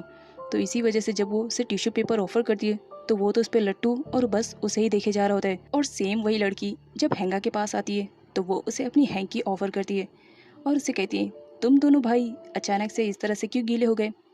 तब हैंगा उसे कहता है, एक्चुअल में हम दोनों ट्विंस हैं ना, बस इसी वजह से। जिस पर वो लड़की स्माइल करने लगती है और यहाँ पर दिखाया जाता है वो लड़की दोनों भाइयों की जान बन चुकी थी, क्योंकि दोनों भाई उसे बहुत ज़्यादा लाइक करते थे, लेकिन दोनों को आइडिया नहीं था कि वो एक ही लड़की को लाइक करते हैं। यहाँ पर हैंगा उस लड़की की हैंकी की स्मेल को सूंघ रहा होता है। नेक्स्ट सीन में दिखाया जाता है क्लासरूम का। सारे बच्चे आफ्टर लंच जब वापस आते हैं तो यहाँ पर रागा बहुत ही ज़्यादा स्माइल कर रहा होता है। अब रागा स्माइल कर रहा है तो ज़रूर उसके पीछे कुछ ना कुछ तो उसने कांड किया होगा। तो यहाँ पर फैली को दिखाया जाता है। एक्चुअल में फैली जिस सीट पर बैठती थी, रागा ने उसके नीचे पूरी इंक लगा दिया था और जब फैली बैठी तो पूरा उसके स्कर्ट में लग गया था। इसी वजह से वो हंस रहा होता है और उसकी वीडियो भी बना रहा होता है। साथ ही वो फैली को बेवकूफ़ समझ रहा होता है कि मेरा प्लान इस लड़की पे कितना जल्दी असर कर जाता है। यहाँ पर फैली को बहुत ही ज़्यादा बुरा लगता है कि रागा उसे इस हद तक मजाक करने लगा है। इवन वो उसे अब क्लासरूम में भी बुली करने लगा है। इसी वजह से उसे बहुत ज़्यादा बुरा लग रहा था, क्योंकि उस वक्त रागा हंस रहा था और उसकी वीडियो बना रहा था। तो फैली समझ जाती है कि ये सब कुछ किसी और की नहीं बल्कि रागा की ही मेहरबानी है। हीमा भी फैली पर फुल लट्टू था, तो वो सर से परमिशन लेता है कि मैं फैली को वॉशरूम तक का लेकर जाऊँ। सर उसे परमिशन दे देते हैं, लेकिन जॉर्डन को बहुत ज़्यादा बुरा लगता है। वो फैली की हेल्प करने के लिए आता है और अपनी जैकेट से उसे कवर कर देता है, क्योंकि उसे बिल्कुल भी अच्छा नहीं लग रहा था कि इस तरह फैली का मजाक उड़ाया जा रहा है। वो सर से परमिशन लेता है फैली को वॉशरूम तक छोड़ने के लिए, लेकिन ये सब देख करके अब रागा को जेलेसी फील हो रही थी, क्योंकि उसके दिल में अब फैली के लिए फीलिंग्स जो जग रही थी। क्लास फिनिश होने के बाद यहाँ पर दिखाया जाता है दोनों फ्रेंड्स फैली से कहते हैं, सच में जॉर्डन ने आज तुम्हारे लिए जो किया ना, देख करके मैं तो दंग रह गई। सच में जॉर्डन के लाइफ में तो कोई ऐसी लड़की थी ही नहीं। सच में लग रहा है वो तुम्हें लाइक कर रहा है। जिस पर फैली कहती है, तुम लोग ज़रूर कुछ गलतफहमी पाल रहे हो अपने दिमाग में, ज़रा शांत हो जाओ, ऐसा कुछ भी नहीं है। यहाँ पर हीम आता है और फैली को ऑफर करता है, मैं भी उसी रास्ते से चल रहा हूँ, क्या मैं तुम्हें घर पर ड्रॉप कर दूँ? तो फैली मना कर देती है, नहीं एक्चुअल में मुझे अपने पार्ट टाइम जॉब के लिए जाना है, तो इस वजह से सॉरी मैं नहीं जा सकती हूँ तुम्हारे साथ। इधर ये दोनों बॉय तो उसी लड़की के सोच में एकदम दीवाने से हो गए थे। उन्हें तो बिल्कुल भी आइडिया नहीं था कि दोनों एक ही लड़की के बारे में सोच रहे हैं। यहाँ पर हैंगा नावीरो से कहता है, तुम्हारे हाथ में ये टिश्यू पेपर क्या करिए, वो भी लड़कियों वाली। तब नावीरो हैंगा के ऊपर हंसते हुए कहता है, तो तुम्हारे पास ये गर्ल वाली हैंकी क्या करिए? लग रहा है ऐसा तुम किसी लड़की को डेट करे हो, क्या किसी से प्यार श्यार करने लगे हो? तब हैंगा नावीरो से कहता है, कुछ ऐसी समझ लो, लाइफ में एक लड़की आ गई है ब्रो, सच में बहुत ही ज़्यादा प्यारी और क्यूट है। तब नावीरो हैंगा से कहता है, तो फिर ऐसा ही मेरे बारे में भी कुछ समझ लो, लाइफ में एक लड़की आई है, बहुत ही ज़्यादा प्यारी है और मैं उससे प्यार करता हूँ। किसी दिन फुर्सत में तुम्हें मिलवाऊंगा, लेकिन याद रखना वो सिर्फ मेरी है। जिस पर हैंगा कहता है, तुम्हारी वाली में मैं कोई भी इंटरेस्ट नहीं रखूँगा, क्योंकि मेरी वाली खुद ही बहुत ही ज़्यादा क्यूट है। तब राग आता है और कहता है, तुम दोनों अपनी ज़रा स्टूपिड वाली बातें बंद करो, फैली को घर से कैसे निकालना है बस इसके बारे में सोचो। तुम दोनों तो अपनी बकवास भरी बातें लेकर के बैठ गए और मैं यहाँ पर परेशान हो जा रहा हूँ कि किस तरह फैली को मुझे निकालना है। जिस पर नावीरो कहता है, अब घर चलते हैं ना, फैली घर पर नहीं रहेगी, हमें थोड़ा आराम और रिलैक्स मिलेगा। तब रागा कहता है, फैली कहाँ गई? तो हैंगा कहता है, तुम्हें नहीं मालूम, वो अपनी पार्ट टाइम जॉब पर गई है। तो रागा कहता है, बस चलो अब वहीं पर जो करना है करेंगे। एक सीन में तीनों क्रेजी बॉय को दिखाया जाता है जो फैली के रेस्टोरेंट में पहुंचे हुए रहते हैं। यहाँ पर रागा कहता है, अब देखना मेरा प्लान सक्सेसफुल होकर ही रहेगा, किसी भी तरह इस फैली नाम की मुसीबत को अपने घर से बाहर निकालना है। फैली जब जूस लेकर के जा रही होती है तो रागा सडनली उसके पास आकर के उससे टकरा जाता है जानबूझकर और ऐसे रिएक्ट करने लगता है मानो फैली को तो मैंने देखा ही नहीं। इधर फैली और रागा आपस में फाइटिंग करना स्टार्ट कर देते हैं। वो दोनों बिजी रहते हैं और पीछे से हैंगा आ करके रागा का पर्स उसकी ट्रे के नीचे रख करके आराम से बैठ जाता है मानो किसी थिएटर में मूवी लगी है और वो दोनों इंजॉय करके देख रहे हैं। यहाँ पर रागा ओनर को बुलाता है और उस पर फैली पर इल्ज़ाम लगाने लगता है कि तुम्हारी कैसी एम्प्लॉय है, एक तो अपना वर्क सही से नहीं करती है और ऊपर से ब्लेम मुझ पर लगाती है, गलती इसकी है, ये मुझसे टकराई और अपनी गलती मान भी नहीं रही है। यहाँ पर वो ओनर से कहता है तुम्हें नहीं लगता कि इस तरह की एम्प्लॉय तुम्हारे यहाँ पर नहीं रहनी चाहिए, इस तरह से तुम्हारे सारे कस्टमर तो भाग ही जाएंगे। यहाँ पर ओनर तो पहले से चिड़ी हुई रहती थी फैली पर, अब उस पर एक और मौका मिल जाता है फैली को चिल्लाने के लिए, वो भी फैली को चिल्लाना स्टार्ट कर देती है। यहाँ पर अब रागा प्रिटेंड करने लगता है मानो उसका पर्स खो गया है। वो हर जगह अपना पर्स ढूंढने लगता है और उसके बाद वो फैली के ट्रे के नीचे देखता है और कहता है देखो मेरा पर्स तुम्हारी ट्रे के नीचे है, मतलब तुमने मेरा पर्स चुराया था ना, इसे चोरी करके तुम लेकर भाग रही थी। फैली को बहुत ज़्यादा बुरा लगता है। वो रागा से कहती है मजाक की एक लिमिट होती है, हद से ज़्यादा मजाक मत करो कि मैं बर्दाश्त ना कर पाऊँ। लेकिन यहाँ पर रागा उल्टा ओनर को ही भड़काने लगता है कि देखो ये तुम्हारी एम्प्लॉय कैसी है, एक तो चोरी कर रही है, ऊपर से सॉरी बोलने के बजाय मुझसे ही फाइटिंग कर रही है। बेटर रहेगा ऐसे एम्प्लॉय को तुम जॉब से निकाल दो। ओनर गुस्से में रहती है और वो फैली को जॉब से बाहर कर देती है। फैली को बहुत ही ज़्यादा गुस्सा आता है लेकिन फिर भी अपने आप को कंट्रोल करती है और यहाँ पर ये दोनों तो मस्त में सारे सीन को एंजॉय कर रहे होते हैं। फैली जब वापस आती है अपने कपड़े चेंज करके तब वो रेस्टोरेंट से बाहर जाने लगती है तो राघव से कहता है अभी ये तो सिर्फ ट्रेलर था, पिक्चर अभी बाकी है, मेरे घर से अगर नहीं निकली ना तो इससे भी ज़्यादा बुरा हाल कर दूंगा तुम्हारा। फैली को अब बिल्कुल भी बर्दाश्त नहीं होता है और वो आती है और राघव से कहती है सच में तुम बहुत ही ज़्यादा बदतमीज़ और वाहियात किस्म को हो, तुम्हें पैसों की इम्पोर्टेंस पता चलेगी ही नहीं जब तक कि तुम खुद ही कोई जॉब न करो। सच में आज तुम्हें पैसों के बारे में कुछ भी मालूम नहीं है कि पैसे कितने मेहनत से कमाए जाते हैं। तुमने मेरी जॉब को छुड़वा करके सच में बहुत बुरा काम किया, तुम बहुत बुरे हो। और ये कहकर गुस्से में वहाँ से चली जाती है। रास्ते में उसे जॉर्डन मिलता है। जॉर्डन उसे अपनी कार में ज़बरदस्ती बैठा लेता है बिकॉज सब कुछ उसे मालूम पड़ चुका था। तो इसी वजह से वो फैली से सॉरी कहता है कि मेरे भाइयों की तरफ से मैं तुमसे सॉरी कह रहा हूँ। फैली जॉर्डन को अच्छे से जानती थी, इसी वजह से वो कहती तुम्हें सॉरी बोलने की ज़रूरत नहीं है, गलती तुम्हारे भाइयों ने की और मुझे तुमसे सॉरी नहीं चाहिए, तुम बहुत ही ज़्यादा अच्छे हो। जॉर्डन को बहुत ही अच्छा लगता है जब फैली उससे अच्छे से बात करती है तो वो फैली को शॉपिंग कराने के लिए लेकर जाता है ये कहते हुए कि जब तुम आई थी ना तो तुम्हारे पास बिल्कुल भी कपड़े नहीं थे, इसी वजह से सोचा सॉरी बोलने के साथ साथ तुम्हें शॉपिंग पे भी ले आऊँ, तो क्या पसंद करती हो। फैली जॉर्डन की बातें सुनकर एकदम मदहोश ही हो जाती है और वो पीछे जा कर के स्टैचू से जस्ट टकराने वाली रहती है लेकिन जॉर्डन उसे संभाल लेता है और इस तरह फैली की हार्ट बीट्स बहुत ज़्यादा तेज़ हो जाती है। तो वो जॉर्डन से ये बहाना बना करके चली जाती है कि मैं चेंज करने जा रही हूँ। नाइट में जब दोनों घर आते हैं तो पीछे से रागा भी और उसकी टीम भी आती है। रागा आता है और जॉर्डन पर गुस्सा करने लगता है, मैं उस लड़की को घर से बाहर निकालने की हर मुमकिन कोशिश कर रहा हूँ और तुम उसकी हेल्प पे हेल्प किए जा रहे हो, अगर तुम इस तरह उसकी हेल्प करोगे तो फिर वो कभी इस घर से नहीं निकलेगी। तब जॉर्डन कहता है मुझे डैड के डिसीजन पे बहुत ज़्यादा भरोसा है, इसी वजह से मैं तुम्हारे घटिया प्लान में बिल्कुल भी शामिल होने वाला नहीं हूँ और मैं बिल्कुल भी नहीं चाहता हूँ कि फैली यहाँ से जाए। यहाँ पर उन दोनों के बीच में फाइटिंग स्टार्ट हो जाती है।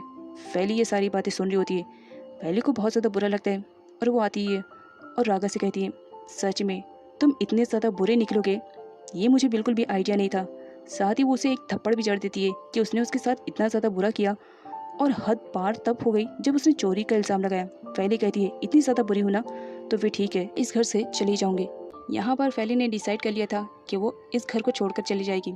इसी वजह से वो पर्सनल डायरी में अपनी मॉम से बातें करते हुए सब कुछ लिख रही होती है कि मॉम मैं बहुत जल्द ये घर छोड़कर चली जाऊंगी। पता नहीं क्यों अमीरों के दिल बड़े अजीब होते हैं, हमेशा गरीबों को परेशान करते हैं। एक सीन में फैली को किचन में दिखाया जाता है, अपने लिए वो चाय बनाने के लिए गई हुई रहती है और ऊपर वाले ड्रॉर से सामान निकालते वक्त उसके हाथ में कट लग जाता है। तब वहाँ पर जॉर्डन की एंट्री होती है। जॉर्डन एक केयरिंग बॉय की तरह फैली की केयरिंग कर रहा होता है। तब फैली बस जॉर्डन को ही देख रही होती है। जॉर्डन के 2-3 बार बोलने पर फैली वापस आती है और रियलाइज़ करती है कि वो इस वक्त कहाँ पर है। यहाँ पर दिखाया जाता है जॉर्डन फैली के लिए चाय बनाता है और उसे पीने के लिए देता है। तब फैली यहाँ पर वापस अपने कमरे में आती है और अपनी पर्सनल डायरी में लिखना स्टार्ट करती है जिसमें वो ये बात कन्विंस करती है कि वो जॉर्डन को लाइक करने लगी है। फैली जॉर्डन के दिए हुए गिफ्ट्स को ट्राई करने लगती है जो कि शॉपिंग करते वक्त उसने उसे दिए थे। फाइनली उनमें से एक ड्रेस को वो वेयर करती है और जब नीचे आती है तो चारों बॉय उसे सामने खड़े हुए दिखते हैं। लेकिन जब चारों देखते हैं कि फैली आज अपने नए वाले लुक में, तो बस उनकी नज़रें तो मानो फैली से हटने के लिए तैयार ही नहीं थी। फैली उनसे कहने लगती है, क्यों, क्या हुआ, कुछ अजीब सा लग रहा है क्या, या ये ड्रेस मुझ पर अच्छी नहीं लग रही है जो तुम लोग मुझे इस तरीके से देख रहे हो। तब हैंगा कहता है, नहीं ऐसी कोई बात नहीं, तुम्हारा लुक तो आज कुछ डिफरेंट सा लग रहा है, ऐसा लग रहा है तुम रेडी होकर के कहीं जा रही हो, कहीं सच में जा रही हो क्या। तब फैली कहती है, नहीं एक्चुअली ये सब कुछ मुझे जॉर्डन ने दिलवाया था, तो सोचा क्यों ना पहन लो। अब तुम लोग ने कह ही दिया है कि मैं अच्छी लग रही हूँ, तो चलो कोई बात नहीं, थैंक यू। इसके अलावा वो सारे लोगों से कहती है, अब जॉर्डन ने मुझे इतना अच्छा गिफ्ट दिया है, तो बदले में मुझे भी जॉर्डन को कुछ ना कुछ तो देना चाहिए, तो क्यों ना मैं इसके लिए कुछ कुक करूँ।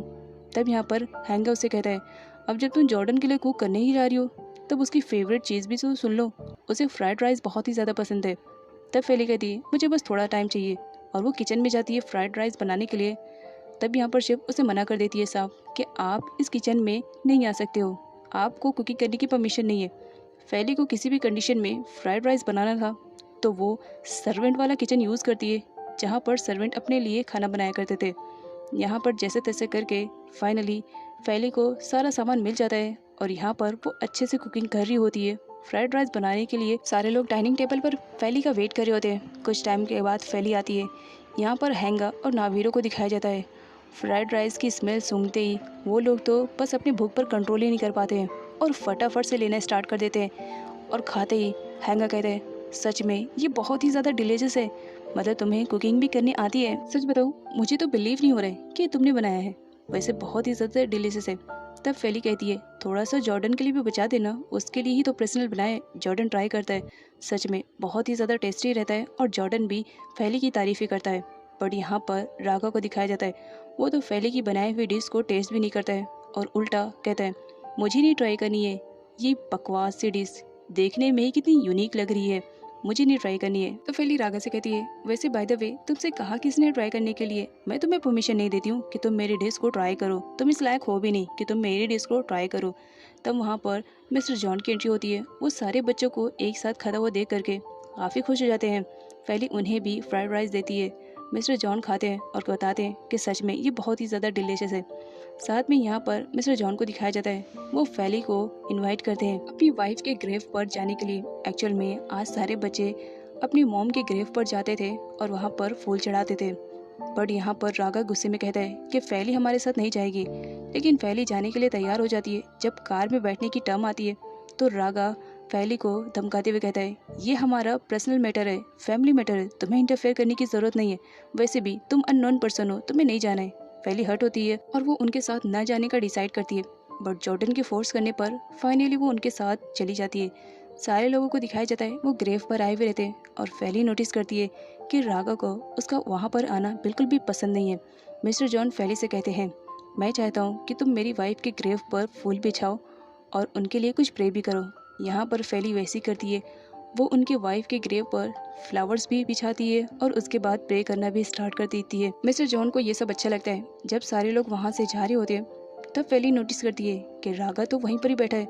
रागा गुस्से में फैली के पास आता है और कहता है, तुमने आज का हमारा पूरा प्लान चौपट कर दिया, ये हमारा फैमिली टाइम था और तुमने इसमें इंटरफेयर करके बहुत बुरा किया, मुझे बिल्कुल भी पसंद नहीं आया कि तुम हमारे फैमिली मैटर में इंटरफेयर करो। रागा बहुत ज़्यादा सुना रहा था फैली को, तो फैली भी उल्टा रागा को सुना देती है और गुस्से में वहाँ से चली जाती है। नेक्स्ट सीन में सारे लोगों को दिखाया जाता है जो कि रागा के वर्कशॉप पर आए हुए रहते हैं उसका काम देखने के लिए। डैड बहुत ही ज़्यादा इम्प्रेस रहते हैं अपने बेटे के इस काम पर। वो उसे कहते हैं, मैं चाहता हूँ कि तुम इस वर्कशॉप को और ज़्यादा बड़ा करो। तब रागा कहता है, डैड ये मैं अपनी मेहनत से करना चाहता हूँ। मिस्टर जॉन काफ़ी खुश होते हैं। उन्हें इंपॉर्टेंट कॉल आता है जिसकी वजह से उन्हें जाना पड़ता है। फैली को वॉशरूम जाना था तो वॉशरूम चली जाती है और यहाँ पर रागा बहुत ही ज़्यादा गुस्से में रहता है और अपना गुस्सा अपने भाइयों के सामने शो करने लगता है कि उसे फैली का वहाँ पर जाना बिल्कुल भी पसंद नहीं आए। फैली उन लोगों के लिए स्ट्रेंजर है और अजनबी है, और इस तरह फैली उसके घर में घुस करके उन सब के साथ हिल मिल रही है जो कि रागा को बिल्कुल भी पसंद नहीं आता है। तो हैंगा कहता है, तुम सही कह रहे हो। यहाँ पर फैली उन लोगों की बातें सुन रही होती है और काफ़ी हर्ट होती है। तब जॉर्डन रागा से कहता है, तुम गलत समझ रहे हो, अगर तुम फैली को दिल से अपनाओगे तो वो तुम्हारे लिए स्ट्रेंजर नहीं रहेगी। जिस पर रागा कहता है, वो मेरे लिए स्ट्रेंजर है, रहेगी हमेशा। फैली अब और ज़्यादा बर्दाश्त नहीं कर सकती थी तो वो सामने आ जाती है। तो जॉर्डन उसे देखता है और फैली से कहता है, तुम जिस तरीके से समझने की कोशिश करी हो, देखो ऐसा कुछ भी नहीं है। तब रागा कहता है, नहीं नहीं फैली, तुम जिस तरीके से समझ रही हो ना, हम सही कह रहे हैं। तुम हमारे लिए स्ट्रेंजर हो, बेटर रहेगा तुम हमारे घर से चले जाओ। नेक्स्ट सीन में दिखाया जाता है फैली बहुत ही ज़्यादा अपसेट रहती है और वो अपना सामान पैक करके मिस्टर जॉन से मिलने के लिए आई हुई रहती है लास्ट टाइम। मिस्टर जॉन जब पैकिंग किया हुआ बैग देखते हैं तो वो फैली से पूछने लगते हैं कि क्या बात है। तब फैली बता देती है कि वो अपने ऑर्फनेज जाना चाहती है। मिस्टर जॉन समझ जाते हैं कि ज़रूर उनके बेटों ने उसे बहुत ज़्यादा परेशान किया होगा। तब यहाँ पर वो फैली को एक रूम में लेकर आए हुए रहते जो कि किसी टाइम में उनकी वाइफ का था। यहाँ पर मिस्टर जॉन हर मुमकिन कोशिश कर रहे होते हैं कि फैली उन्हीं के घर पर रहे। मिस्टर जॉन फैली को अपनी वाइफ की वीडियो भी शो करते हैं और उससे कहते हैं अभी तो 3 महीने भी पूरे नहीं हुए, प्लीज़ तुम मत जाओ ना, तुम्हारी आदत सी हो गई है। नेक्स्ट सीन में नावीरो और हैंगा को दिखाया जाता है। दोनों आए हुए रहते हैं अपनी अपनी गर्लफ्रेंड से एक दूसरे को मिलाने के लिए, जिस पर हैंगा नावीरो से कहता है मेरी वाली बहुत ही ज़्यादा खूबसूरत है, देखकर उस पर फिसलने की कोशिश मत करना क्योंकि वो मेरे अलावा किसी को भी लाइक नहीं करती है। तब नावीरो कहता है यार मेरी वाली तो बहुत ही ज़्यादा क्यूट है। तब वहाँ पर उस लड़की की एंट्री होती है जो कि उन दोनों को फंसा रही होती है। नावीरो उस गर्ल को थैंक्स बोलता है, जिस पर हैंगा उसे कहता है तुम उसे थैंक्स क्यों बोल रहे हो जबकि मुझे बोलना चाहिए। तब नावीरो कहता है कि नहीं, मैंने इसे इनवाइट किया है ना, तो मैं थैंक्स नहीं बोलूँगा तो कौन बोलेगा। तो हैंगा कहता है बट मैंने इसे इनवाइट किया है। और यहाँ पर दोनों के बहस में फाइनली इन दोनों को ये बात समझ में आ जाती है कि वो जिस लड़की से प्यार करते हैं वो तो एक ही है। रागा को दिखाया जाता है जो बहुत ही ज़्यादा खुश था और घर पे पार्टी कर रहा होता है कि फैली जा चुकी है। लेकिन जब वो वहाँ पर फैली को देखता है तो टोटली शॉक्ड होता है और फैली से पूछता है तुम अभी तक गई नहीं, तुमने कहा था कि शाम में तुम चली जाओगी, तो फिर कब जाने का प्लान है। फैली आती है और पिज़्ज़ा की एक पीस लेते हुए कहती है अच्छा मुझे कहीं पर जाना था बट मुझे तो याद नहीं है। तब रागा उसे याद दिलाता है तुम उस टाइम गुस्से में कह रही थी ना कि तुम मेरे घर छोड़कर जा रही हो, तो जाओ ना, अब वेट किस बात का करना। तब फैली पिज़्ज़ा खाते हुए कहती है अच्छा मैंने कहा था ना कि मैं घर छोड़कर जाऊंगी, ये मेरी प्लानिंग थी ना, तो मैंने अपनी प्लानिंग को ड्रॉप कर दिया है क्योंकि मेरा प्लान ड्रॉप हो गया है। अब मैं यहाँ से नहीं जाऊँगी, अब मैं यहीं पर रहूँगी। अब इन दोनों के बीच में फाइटिंग स्टार्ट हो जाती है। तब जॉर्डन आता है और उससे कहता है अगर तुम दोनों इस तरह से फाइटिंग करते रहोगे तो कहीं एक दिन तुम दोनों को प्यार ना हो जाए। तब हैंगा कहता है यो, इस लड़की से मैं प्यार करूँगा, ऐसी हज़ारों आ जाएंगी तो भी मैं इस जैसी लड़की को लाइक नहीं करूँगा, मेरी वाली तो कोई और रहेगी। नावीर और हैंगा दोनों पिज़्ज़ा लेते हैं और एक ही पीस को टच करते हैं। दोनों को याद आता है कि किस तरह दोनों ने एक ही लड़की को पसंद किया, तो इसी वजह से दोनों आपस में गुस्सा करने लगते हैं और एक दूसरे को मुंह चिढ़ाते हुए वहाँ से गुस्से में चले जाते हैं, रागा को कहते हुए कि ये पार्टी हमारे लिए बिल्कुल भी अच्छी नहीं है। रागा शॉक था कि आखिर इन दोनों को हो क्या गया है क्योंकि वो दोनों तो जल्दी फाइट करते नहीं थे। यहाँ पर जॉर्डन भी चला जाता है अपने रूम में, अकेले बचती है फैली वहीं पर बढ़ जाती है। तो रागा उसे देखते ही रहता है। फैली उसे कहती है इस तरह से मुझे देखना बंद करो। तो रागा कहता है ओए, गलत फहमी में जीना बंद करो, तुम इतनी ज़्यादा ब्यूटीफुल नहीं हो जो मैं तुम्हें देखता रहूँगा। तुम्हें कुछ देने का था, बस इसी बारे में सोच रहा था, दूँ या ना दूँ। और वो उसके पास आता है और उसे वो लॉकेट वापस कर देता है जो कि किसी टाइम में रागा फैली को देने से मना कर रहा था और आज पर्सनली वो उसे दे देता है, जिसे देखने के बाद फैली काफ़ी खुश थी। नेक्स्ट मॉर्निंग स्कूल का सीन दिखाया जाता है। फैली जिस सीट पर बैठी थी उस पर उसकी फ्रेंड सानिया बैठी थी, लेकिन रागा आता है और वो फैली के बाजू में ही बैठ जाता है। फैली उसे वहाँ से उठने के लिए कहती है, लेकिन रागा कहता है ये सीट पर किसी का पर्सनली नाम नहीं लिखा हुआ है, तो इसी वजह से मैं यहाँ पर बैठ सकता हूँ। और साथ ही वो फैली का होमवर्क छीनने लगता है कि मुझे लिखना है। फैली कहती है मैं तुम्हें नहीं दूंगी, ये मैंने किया है। और जॉर्डन और यहाँ पर उसकी फ्रेंड कालोई दोनों उसे देख रहे होते हैं। कालोई को बुरा लगता है और गुस्से में वो वहाँ से चली जाती है। फैली अपना होमवर्क टीचर की टेबल पर रख के जाने लगती है तो रागा उसे वापस लेने आता है। फैली गुस्से में छीन लेती है, मेरा होमवर्क है ना, मैं तुम्हें नहीं दूंगी, तुम्हें घर पर नहीं करने होता है, यहाँ पर होमवर्क छीनना है। और वो होमवर्क वापस से लेकर के रख कर चली जाती है। तो यहाँ पर रागा उसे अनोइंग बोलता है, जिस पर फैली भी उसे टीज करती है। रागा अदर स्टूडेंट से ज़बरदस्ती उसका होमवर्क बुक छीन लेता है और खुद कंप्लीट करने लगता है। फैली क्लासरूम से जब वॉशरूम में आती है तो उसकी फ्रेंड कालोई तो वहाँ पर पहले से रहती है। वो उसे वार्न करती है रागा से दूर रहने की कोशिश करना, क्योंकि मैं रागा को बहुत ज़्यादा लाइक करती हूँ और मैं बिल्कुल भी बर्दाश्त नहीं करूँगी कि तुम जैसी लड़की रागा के करीब भी जाए। तब यहाँ पर फैली उसे कहती है, क्यों, तुम भूल गई हो क्या कि तुम कहाँ से आई हो, तुम भी तो ऑर्फनेज से आई हुई हो। क्योंकि कालोई फैली को टीज करती थी कि वो ऑर्फनेज से आई हुई है। यहाँ पर कालोई बहुत ज़्यादा डर जाती है और वो फैली से रिक्वेस्ट करने लगती है, देखो हमारे पास के बारे में किसी को भी यहाँ पर पता नहीं चलना चाहिए। तब यहाँ पर फैली उसे कोई रिस्पॉन्स नहीं देती है और वहाँ से चली जाती है। लेकिन कालोई बहुत बुरी तरीके से डर जाती है इसी वजह से वो सारे सबूत मिटाते हुए अपने फ़ोन में जितने भी ऑर्फनेज के पिक थे वो सब डिलीट करने लगती है। तब उसके फ्रेंड आ जाते हैं और उसका फ़ोन चेक करने लगते हैं कि आखिर तुम हमसे क्या छुपा रही हो। तो कालोई उनसे ज़बरदस्ती छीन लेती है, कुछ भी नहीं छुपा रही हूँ। तब वो लोग पूछने लगते हैं तुम अचानक से इस तरह से डर क्यों गई। तब कालोई कहती है तुम लोग यूँ अचानक से आ गए, बस इसी वजह से मैं डर गई, ऐसी कोई बात नहीं है, और तुम लोग जा कर के बाहर वेट करो, क्योंकि वो दोनों उसकी फ्रेंड जो रहते हैं। कालोई फटाफट सारी फ़ोटोज़ को डिलीट कर देती है क्योंकि वो बहुत ज़्यादा डर चुकी थी। नेक्स्ट सीन में रागा को दिखाया जाता है। वो फैली से कहता है अब तो क्लास भी ख़त्म हो गई, तो तुम कहाँ चलने वाली हो, घर चलोगी। तब फैली उसे कहती है मेरी इतनी परवाह करने की ज़रूरत नहीं है, मैं खुद की हेल्प खुद ही कर सकती हूँ, अभी मुझे प्रैक्टिस के लिए जाना है। रागा पूछता है कौन सी प्रैक्टिस। तब फैली उसे बता देती है कि वो चेयरिंग करने की प्रैक्टिस कर रही है। नेक्स्ट सीन में दिखाया जाता है सारी गर्ल चेयरिंग करने की प्रैक्टिस कर रही होती हैं। यहाँ पर उन सारी गर्ल्स की हेड रहती है कालोई। चेयरिंग करने के साथ साथ यहाँ पर गर्ल्स एक स्टंट भी करती है जो कि काफ़ी डिफिकल्ट रहता है। यहाँ पर कालोई जानबूझ करके फैली को वो स्टंट करने के लिए कहती है, लेकिन फैली साफ मना कर रही होती है कि मुझे ये नहीं आता है, अभी तो जस्ट मैं इसमें ज्वाइंट हुई हूँ। लेकिन फैली उसे कहती है तुम्हें ट्रस्ट करना सीखना पड़ेगा, अगर तुम ट्रस्ट नहीं करोगी तो कैसे कर पाओगी। और उसे फोर्सफुली जैसा तैसा करके फाइनली स्टंट के लिए रेडी कर लेती है। और फैली भी रेडी हो जाती है। जब वो स्टंट करने के लिए लड़कियों के हाथ के ऊपर चढ़ती है तो कालोई अपने हाथ को हटा लेती है, जिसकी वजह से बेचारी फैली ज़मीन पर गिर जाती है और उसका पैर भी मुड़ जाता है और पेन भी होने लगता है। वहाँ से रागा आता है और उसकी हेल्प के लिए दौड़ता है, लेकिन रागा से पहले वहाँ पर जॉर्डन पहुँच जाता है और जॉर्डन फैली की हेल्प करता है। लेकिन फैली के पैर में ज़्यादा चोट लग जाती है जिसकी वजह से वो चल नहीं पाती है। तो जॉर्डन उसे फ़ौरन अपनी गोद में उठा लेता है। फैली को अनकंफर्टेबल फील होता है, वो जॉर्डन से अपने आप को नीचे उतारने के लिए कहती है। रागा ने सब कुछ देख लिया था। वो आता है कालोई के पास और उससे कहता है ये सब तुम्हारी गलती है ना, तुमने जानबूझ के किया। याद रखना अगर फैली तुम्हारी वजह से हर्ट हुई तो मुझसे बुरा कोई नहीं होगा। जिस पर कालोई कहती है ज़रूर रागा, तुम्हें कुछ मिसअंडरस्टैंडिंग हुई है। लेकिन रागा उसे धमकी दे करके वहाँ से चला जाता है। जॉर्डन फैली को अपने सपोर्ट से घर लेकर आता है और उससे पूछता है, जहाँ पर फैली बताती है कि वो ठीक है। लेकिन यहाँ पर दोनों देख करके शॉक रहते हैं जब हैंगा और नावीरो आपस में लड़ रहे होते हैं उस लड़की की वजह से। तब यहाँ पर उन दोनों का रिएक्शन देख करके फैली जॉर्डन से कहती है क्या तुम्हें आइडिया है इन दोनों के बीच में क्या हुआ। तो जॉर्डन कहता है मुझे बिल्कुल भी आइडिया नहीं है। नेक्स्ट सीन में फैली को दिखाया जाता है उसे किचन से कुछ आवाज़ आती है। जब वो जा करके चेक करती है तो वहाँ पर नावीरो कुकिंग करने की प्रैक्टिस कर रहा होता है। तब फैली उसे पूछती है कि तुम कर क्या रहे हो। नावीरो उसे बताता है कि मैं यहाँ पर फ्राइड राइस बनाने के लिए आई हूँ। जब से तुम्हारा फ्राइड राइस टेस्ट किया है दिल में एक उमंग सी जाग गई है, दिल चाह रहा है कि मैं भी ट्राई करूं। अब मुझे कुकिंग आती है तो इसी वजह से मैं ट्राई करने की कोशिश कर रहा हूँ, क्या मैं तुम्हारी तरीके से बना पाता हूँ या नहीं। तब फैलू से कहती रियली, तुम्हें आता है, तुमने कहाँ से सीखी। तब नावीरो से बताता है कि मैंने मेरी मॉम से सीखा है। मैं कभी भी स्ट्रेस में रहता तो मैं कुकिंग करता था और ये सेम सिचुएशन मुझे मेरी मॉम से मिला है क्योंकि मेरी मॉम भी कुछ ऐसे किया करती थी। नावीरो की बातें सुनने के बाद फैली को एक झटका सा लगता है कि नावीरो जैसा लड़का भी कुकिंग में इंटरेस्ट रख सकता है। वो वहीं पर नावीरो की कुकिंग देखने लगती है और वो देखती है कि नावीरो काफ़ी अच्छे से कुक कर रहा है। तब यहाँ पर नावीरो से कहता है मेरा फ्राइड राइस रेडी हो गया, क्या तुम इसे टेस्ट करके बताओगी कि ये कैसा बना है। तब फैली टेस्ट करती है।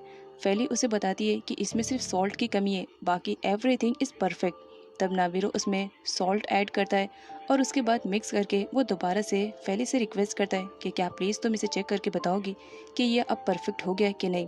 तब फैली दोबारा से टेस्ट करती है और इस बार वो 100 में से 100 मार्क्स दे ही देती है नावीरो के कि कुकिंग तुम्हारी बहुत ही ज़्यादा अच्छी है। इवन मैं कहूँ सेम मेरी तरीके से है, टेस्ट करके मज़ा आ गया। अब नावीरो का मूड सही रहता है। तब यहाँ पर फैली उसके और हैंगा के फाइट के बारे में पूछने लगती है कि आखिर क्या बात है जो तुम दोनों के बीच में आजकल फाइटिंग स्टार्ट हो रही है।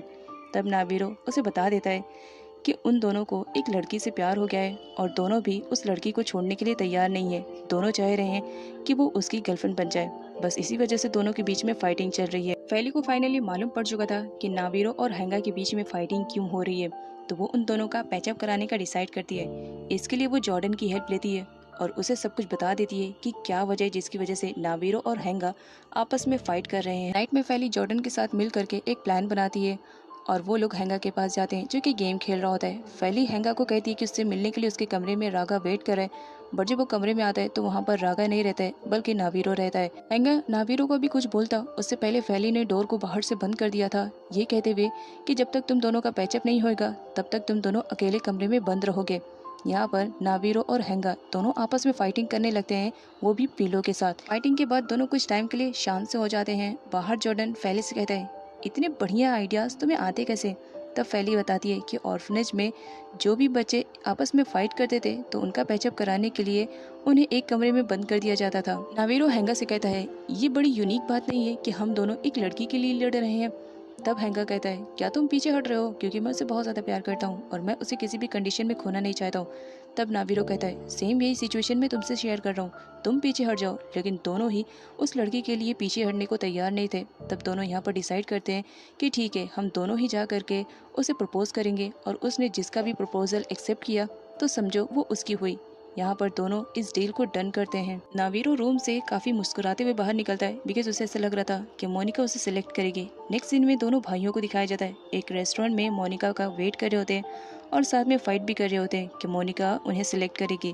मोनिका जब आती है तो उनसे पूछती है कि क्या बात है, तुम दोनों ने मुझे इतनी इमरजेंसी में यहाँ क्यों बुलाया? राघव मोनिका से कहता है, पहले तुम मेन्यू तो सिलेक्ट करो, उसके बाद मैं बता दूंगा कि हमने तुम्हें इतनी इमरजेंसी में यहाँ पर क्यों बुलाया। दोनों ही मोनिका को इम्प्रेस करना चाहते थे, इसी वजह से अपनी तरफ से गिफ्ट्स लेकर आए हुए रहते हैं। मोनिका देखती है दोनों के हाथों में गिफ्ट, वो उन्हें लेते हुए थैंक्स बोलती है और कहती है, क्या तुम्हें मालूम पड़ गया, इसी वजह से मुझे गुड बाय करने के लिए तुम लोग ने गिफ्ट्स लेकर आए। तब दोनों ही शॉक रहते हैं कि मोनिका आखिर किस बारे में बात कर रही है। तो यहाँ पर फाइनली उन दोनों को मालूम पड़ जाता है कि मोनिका अब लंदन जा रही है अपनी स्टडी को कंप्लीट करने के लिए। दोनों उसे बता देते हैं कि वो दोनों ही उसे लाइक करते हैं, इसी वजह से वो दोनों चाह रहे हैं कि मोनिका उन दोनों में से किसी एक को सिलेक्ट करे। बट मोनिका दोनों को ही सिलेक्ट करने से मना कर देती है बिकॉज उसे लंदन जा करके अपनी क्वालिफिकेशन को कंप्लीट करना था, लेकिन वो उन्हें अपना बेस्ट फ्रेंड मानने लगी थी। इसी वजह से जाने से पहले वो उनके साथ सेल्फी भी लेती है। फैली को दिखाया जाता है जो काफ़ी परेशान रहती है बिकॉज उसका असाइनमेंट अभी कंप्लीट नहीं हुआ था। जॉर्डन उसे बताता है कि उसका भी असाइनमेंट कंप्लीट नहीं हुआ है और इसके लिए वो एग्जीबिशन जा रहा है। तब फैली उसके साथ जाती है और उन दोनों को साथ जाता हुआ देख करके रागा को जेलसी होती है और वो भी उनके साथ ये कहते हुए चला जाता है कि मेरा भी असाइनमेंट अभी इनकम्प्लीट है, मुझे भी कंप्लीट करना है। नेक्स्ट सीन में दिखाया जाता है फाइनली तीनों पहुंच जाते हैं एग्जीबिशन में। तब यहाँ पर रागा और जॉर्डन दोनों अलग अलग डायरेक्शन में जाने की बात कर रहे होते हैं और फैली को भी साथ ले जाने के लिए कह रहे होते हैं। फैली डिसाइड नहीं कर पा रही थी कि आखिर वो किधर जाए, तो फैली उन दोनों के साथ ना जाते हुए वो खुद ही अकेले चली जाती है। तब रागा और जॉर्डन उसे फॉलो करने लगते हैं। यहाँ पर एग्जीबिशन के लिए बहुत सारी चीज़ें लगी हुई थी, तो फैली उन्हें देख करके बहुत कुछ याद कर रही होती है। यहाँ पर फैली को बहुत ही अच्छा लग रहा था। वो जॉर्डन से कहती है कि ये कितना अच्छा है ना, क्या हम यहाँ पर सेल्फी ले सकते हैं? तब जॉर्डन उसे कहता है कि हाँ, क्यों नहीं, ले सकते हैं। तो फैली यहाँ पर अपना सेलफोन निकालती है और सब के सब सेल्फी लेने में बिजी हो जाते हैं। सेल्फी लेने के बाद जब फैली रागा को शो करती है तो रागा कहता है, भला ऐसी सेल्फी कोई लेता है? सेल्फी कैसे लेते हैं ये मैं बताता हूँ। और अपना सेलफोन निकाल करके उसमें फैली के साथ साथ जॉर्डन की भी वो सेल्फी लेता है, क्योंकि उसके फ़ोन में एक भी फैली की पिक नहीं थी। इसी वजह से वो किसी भी बहाने से फैली की पिक लेना चाह रहा था अपने फ़ोन के अंदर। जॉर्डन फैली से कहता है कि हमें जल्दी घर जाना है। तब फैली उससे पूछती है कि आखिर घर क्यों जल्दी जाना है? तब जॉर्डन उसे बताता है कि आज डैड का बर्थडे है, उन्हें सेलिब्रेट करना है, इसी वजह से घर जल्दी जाना है। तब फैली कहती है, अगर ऐसी बात थी तो तुम्हें मुझे पहले बता देना चाहिए था ताकि मैं कुछ अरेंजमेंट कर सकती थी। तब यहाँ पर जॉर्डन कहता है, अरेंजमेंट की फिक्र मत करो, मैंने सब कुछ अरेंजमेंट कर दिया है और फूड में सी फूड है। तब यहाँ पर जॉर्डन को मालूम पड़ता है कि फैली को सी फूड से एलर्जी है, तो इस वजह से वह मेन्यू में काफ़ी चेंजेस कर देता है। अब रागा को फैली की एक कमजोरी के बारे में पता चल गया था, तो इसी वजह से वो उसी को ही अपना हथियार बनाते हुए शेफ के पास कॉल करता है और उसे फोर्सफुली ऑर्डर देते हुए कहता है कि मुझे आज डिनर में सी फूड चाहिए जो कि मैं खाने वाला हूँ। यहाँ पर वो झूठ बोल देता है क्योंकि उसे किसी भी कंडीशन में सी फूड बनवाना था। नाइट का सीन दिखाया जाता है, सारे लोग डाइनिंग टेबल पे रहते हैं और यहाँ पर मिस्टर जॉन का बर्थडे सेलिब्रेट किया जाता है। जब खाने के लिए सारी चीज़ें आती है तो यहाँ पर फैली जब खाना खाती है तो उसमें सी फूड होने की वजह से उसे एलर्जी हो जाती है और उसे रैशेस होने लगते हैं। तब यहाँ पर रागा आता है और उसे टेस्ट करते हुए कहता है, तुम्हें जब मालूम है कि तुम्हें सी फूड से एलर्जी है तो तुम्हें सी फूड खाने की क्या ज़रूरत थी? तब फैली कहती है, मुझे आइडिया नहीं था कि ये सी फूड है, बस मैंने खा लिया, शायद इसी वजह से मुझे एलर्जी हो रही है और रैशेस हो रहे हैं। कोई बात नहीं, कुछ टाइम के बाद ठीक हो जाएगा। मिस्टर जॉन फैली से कहते हैं, क्या हम डॉक्टर को बुलाएं तुम्हारी ट्रीटमेंट के लिए? बट फैली मना कर देती है ये कहते हुए कि एलर्जी हुई है, कुछ टाइम में ये ऑटोमेटिकली ठीक हो जाएंगे। लेकिन जब मॉर्निंग में उठती है तो उसकी एलर्जी काफ़ी हद तक बढ़ चुकी थी। अब उसके फेस पे पूरे रैशेस आ चुके थे और रेड मार्क भी, जिसकी वजह से वो काफ़ी शॉक में थी कि अब वो करे तो क्या करे बिकॉज उसे कहीं जाना था। अब नेक्स्ट सीन में दिखाया जाता है फैली अपने आप को पूरी तरह से कवर करके जॉर्डन के साथ आई हुई थी, क्योंकि जॉर्डन को एक म्यूजिक कंपनी से ऑफर आया हुआ था और जॉर्डन उस कंपनी में अपना डेमो देने के लिए आया हुआ था। वो फैली से वहाँ से जाने के लिए कहता है कि उसे एलर्जी हुई है, वो यहाँ से जा करके डॉक्टर के पास दिखा सकती है, बट फैली मना कर देती है कि आज तुम्हारे लिए बहुत ही बड़ा दिन है, तो इसी वजह से मैं यहाँ पर रहूँगी।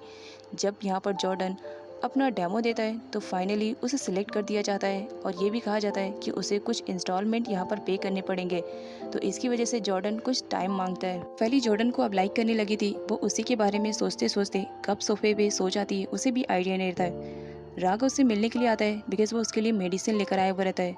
जब वो नोटिस करता है कि फैली सो रही है, तब यहाँ पर वो फैली के पास ही बैठ जाता है और उसे सॉरी कह रहा होता है कि सॉरी, मैं तुम्हारे साथ ऐसा कुछ भी नहीं करना चाह रहा था, लेकिन क्या करूं, मैं तुम्हें एक्सेप्ट करने की कोशिश कर रहा हूं बट एक्सेप्ट नहीं हो रहा है, और ना ही मैं तुमसे नफ़रत कर पा रहा हूं। तुमसे नफ़रत करने की कोशिश मैं कर रहा हूं, लेकिन पता नहीं क्यों दिल गवारा नहीं कर रहा है कि मैं तुमसे नफ़रत करूं। मैंने कभी नहीं चाहा था कि तुम्हारी एलर्जी इतनी ज़्यादा बढ़ जाएगी, मुझे माफ़ कर देना। राघव को अब इतना तो मालूम पड़ गया था कि फैली पूरी गहरी नींद में, तो इसी वजह से वो फैली के सामने बातें करते हुए कहता है पता नहीं क्यों जब जॉर्डन और तुम्हें मैं एक साथ देखता हूँ तो मेरी जेलसी हाई लेवल की हो जाती है। पता नहीं क्या हो रहा है मुझे, जब से तुम मेरी लाइफ में आई हो तुमसे नफरत भी करना चाह रहा हूँ और तुम्हारे साथ रहने में भी एक अजीब सी खुशी महसूस होती है। तब यहाँ पर वो फैली को नोटिस करता है कि फैली जिस डायरेक्शन में सोई है उससे उसकी बॉडी में पेन भी हो सकता है, तो इसी वजह से राघव फैली को सही डायरेक्शन में करने की कोशिश कर रहा होता है। यहाँ पर जब वो उसे सही डायरेक्शन में सुलाने की कोशिश कर रहा होता है, तब फैली सडनली उसके हाथ को पकड़ लेती है और उसके बाद उसे टाइटली हग कर लेती है। अब यहाँ पर राघव की हार्ट बीट तो बहुत ही ज़्यादा तेज़ हो जाती है, क्योंकि वो जिस लड़की से बहुत ही ज़्यादा नफरत करता था उसके साथ रहने में भी उसे एक अजीब सी खुशी होती थी। यहाँ पर जब फैली ने रागा को हक किया था तो रागा के फेस पे एक स्माइल सी रहती है और वो स्माइल में उसका प्यार झलक रहा था। नेक्स्ट सीन में दिखाया जाता है रागा फैली को उसके रूम में लेकर आता है और उसे कंफर्टेबल फील कराने के लिए वो उसके पास पिलो रख देता है। रागा जब फैली को सुला रहा होता है तब उसकी नज़रें फैली से हटने के लिए तैयार ही नहीं थी, वो बस फैली को देखे जा रहा होता है और कहता है कि सोते हुए तुम कितनी ज़्यादा क्यूट लग रही हो। अब वो वापस से पिलो को सही कर रहा होता है, तब फैली की नींद टूट जाती है और उसे लगता है कि रागा उसके साथ कुछ गलत करने का ट्राई कर रहा था। इसी वजह से वो गुस्से में पिलो फेंक करके रागा को मारने लगती है। तब रागा फैली से कहता है क्या कर रही हो, एक तो मैं तुम्हारी हेल्प कर रहा हूँ ऊपर से तुम मुझे ही मार रही हो। जिस पर फैली कहती है तुम मेरे साथ यहाँ पर कुछ भी करोगे और मैं चुपचाप बर्दाश्त करती रहूंगी, मुझे पागल समझ के रखा है। तब रागा से कहता है एक तो मैंने तुम्हारी हेल्प की, तुम्हें वहाँ से उठा करके तुम्हारे बेड पे लेकर आया ताकि तुम कंफर्टेबल फील करो और सही से सो जाओ, थैंक्स ना बोलते हुए तुम मुझसे यहाँ पर फाइट कर रही हो। और तब क्या हुआ था जब तुम मुझे पकड़ रही थी और मुझे अपने आप से इतनी ज़्यादा क्लोज कर रही थी, तब फैली उसे कहती है तुम्हारी गलती होगी, ये सब तुमने किया होगा और तुम जानबूझकर ब्लेम मुझ पर दे रहे हो। यहाँ पर रागा कहता है सच में जब तुम सो रही थी ना तो बहुत ही ज़्यादा क्यूट और शांत लग रही थी और उठने के बाद उतनी ही ज़्यादा डेंजरस लग रही हो। तब फैली उसे कहती है मुझे बहुत ही ज़्यादा नींद आ रही है, इसी वजह से मुझे परेशान करना बंद करो और हाँ, जाते वक्त डोर को बंद करना मत भूलना। तब राघव वहाँ से जाने लगता है, तब उसे रियलाइज़ होता है कि वो तो फैली के लिए मेडिसिन लेकर आया है, तो वो जाने से पहले फैली को मेडिसिन दे देता है और कहता है इसे अप्लाई कर लेना, तुम्हारे फेस पे जो भी रिएक्शन हुए हैं वो सब ठीक हो जाएंगे। अब फैली को यहाँ पर रियलाइज़ होता है कि उसने राघव के साथ गलत किया, वो तो यहाँ पर उसके लिए मेडिसिन लेकर आया और उसकी इतनी ज़्यादा केयरिंग कर रहा है और बदले में उसने उसे अच्छा खासा सुना दिया है। तो यहाँ पर फर्स्ट टाइम फैली को राघव के लिए बुरा लगता है और इसी के साथ ये पार्ट की एंडिंग हो जाती है। सो फ्रेंड्स, मिलती हूँ नेक्स्ट वीडियो के एक्सप्लेनेशन के साथ, तब तक के लिए अपना ख्याल रखें। Okay, bye bye.